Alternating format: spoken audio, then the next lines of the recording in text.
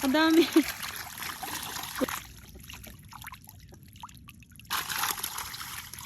Another day, another mini vlog na naman ang buhay namin dito sa isla. At ngayong araw nga pala ay samahan nyo na naman kami ni Buyok na pumalaot dahil tapos na nga yung ginagawa niyang Skylab. Ito nga yung unang araw na sasalukin namin yung bagong gawang Skylab ni Buyok mga mare. Kaya tara, samahan nyo kami, tingnan natin kung marami bang huli. Siya nga pala sa mga bago pa nga lang nakapanood dito sa aming vlog ay araw-araw po kami pumapalaot ni Buyok at ipinapakita po namin ang aming pangingisda dito sa lawa ng Laguna. Kaya naman kung interesado nga kayo sa mga ganitong content ay baka naman papindot ng follow button para palagi nga kayong updated sa aming mga susunod na videos. Tinanghali na nga pala kami ni Buyok pagpalaot dyan pero okay lang naman dahil makulimlim naman ang langit at wala nga kainit-init. Excited na nga itong si Buyok na makita kung marami bang huli itong bagong gawang Skylab niya dahil syempre ilang araw niya itong pinaghirapan. Ang ganda nga ng view dito sa bagong gawang Skylab niya at malapit pa nga sa kubo ng kumpare niya kaya nakakatambay pa nga ako. Marami nga ang nagtatanong sa comment section kung bakit Skylab daw ang tawag dito. At sa totoo lang ay hindi ko talaga alam kung anong isasagot sa inyo mga mare pero minapansin nga ako dito sa Skylab ni Buyok. Hugis puso kasi yung pinakaporma ng lambat nito at siguro kaya may sky ay dahil nakaharap sa langit.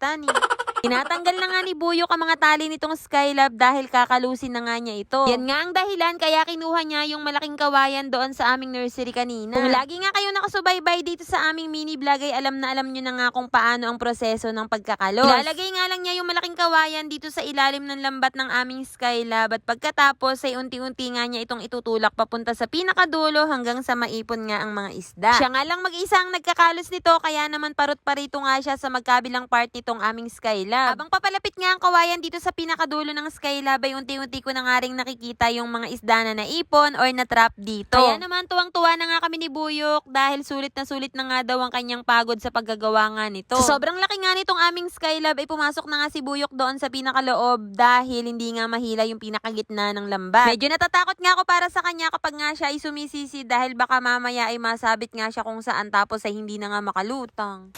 Ay, meron eh. Guys, ayun to.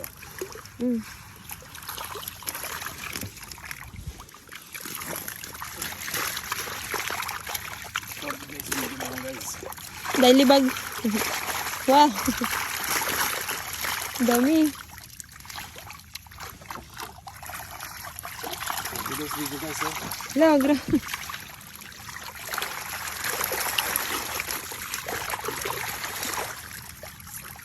Video guys, oh. Dahil huli. Yan ko lang biyahin. What? Kanti lang ito. Ako, ibig sabihin huli dito yan. Ang dami. Kasi na yung huli ni Buyok. Dito, ang dami.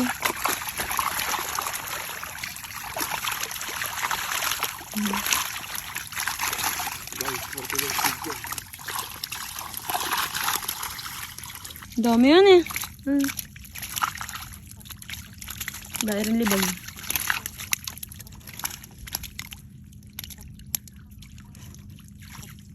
Lari guys.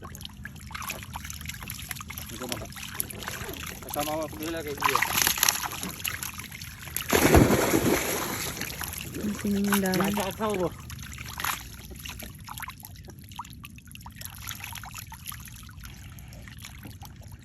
Grabe nga mga mare, unang araw pa lamang ng pagsalok namin dito sa aming Skylab ay bandami na agad huli. Inaabangan ko nga kung merong mahuhuling malalaking mamali kaso nga lang ay wala kaya sabi ko nga ay baka sa susunod na pag-aangat namin ay meron na. Dito kasi talaga sa laot, parot-parito nga ang malalaking isda kaya sana ay sa susunod ay meron na kaming huli Pero okay lang din naman kahit nga wala kaming malalaking huling isda, at least marami naman kaming huling similya ng tilapia. Pwedeng-pwede na nga rin itong pang-ulam mga mare kaya sabi ko nga kay Buyok ay magbukod na nga ng pang-ulam namin mamaya. Alam nyo ba guys, napakasarap ng sinigang na tilapia o di kaya naman ay prito kapag kasariwa. Puro tunay nga itong huli ni Buyok at wala nga halos Gloria kaya hindi na nga siya mahihirapan pa sa paglalagay doon sa aming cage. Ang Gloria kasi mga mare itinatapon nga lang namin dahil wala nga itong presyo sa market. Tapos hindi pa ito kasing sarap ng tunay na tilapia. Noon nga mga mare hindi ko talaga alam ang kaibahan ng Gloria at ng tunay na tilapia at basta nga lang ako kain. Pero nung malaman ko nga ito ngayon mga mare ay parang hindi na nga ako nasasarapan sa Gloria. Diyos ko,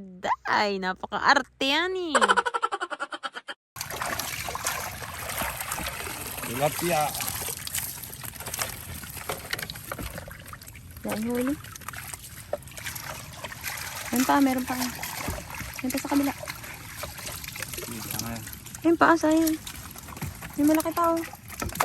Ilalagay nga ito ni Buyok doon sa cage namin sa laot na wala pang laman, kaya sana nga sa susunod ay marami pa kaming mahuli para hindi na nga namin kailangan pang bumili. Nagbabalak pa kasi talaga si Buyok na bumili pa nga ng similya para makompleto na nga yung laman ng aming isang cage. Dinuo nga lang ako ni Buyok dito sa kubo at pagkatapos ay dumiretso na nga siya doon sa cage namin sa bandang laot. Iuhulog na kasi niya doon sa cage ang mga nahuli namin dahil baka nga daw magkamatay pa. Kaya ayan at nagmamadali na nga si Buyok na magpatakbo nitong bangka at kitang-kita ko naman siya mula dito sa kubo. Lapit lang din naman yung cage namin dito sa kubo kaya tanaw na tanaw ko pa rin si Buyok. Kinabit ko na nga rin itong daladala naming duyan mga mare dahil dito nga ako hihiga at magpapahinga at saka mag-e-edit na nga rin ng mga mini vlogs. Aming magbuyok kasi ako nga yung taga-edit at taga-video kaya bihirang-bihira nyo nga akong makita sa mini vlog. Dati nga ako yung madalas makita dito sa vlog namin pero mas madami nga kaming views sa pangingisda kaya ito na nga yung naging content namin. Syempre mga mare kung saan ka nga maraming views ayun nga magiging niche mo pero minsan nga ay sinasalitan din namin ng iba. Dahil syempre mga mare, baka mamaya ay nagsasawa na rin pala kayo sa tilapia ni Buyok ay hindi na nga kayo manood.